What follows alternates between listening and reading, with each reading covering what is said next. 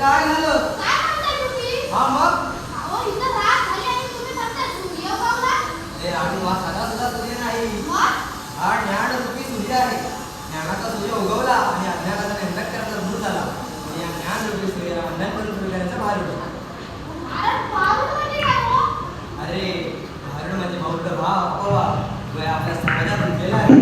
विचाराने अज्ञानावरती मात करण्यासाठी या ज्ञान रूपी सूर्याला मंथन करून सूर्याचा म्हणजेच ते भार उडवलं. पटलं मला. पटलं ना? होय, होय.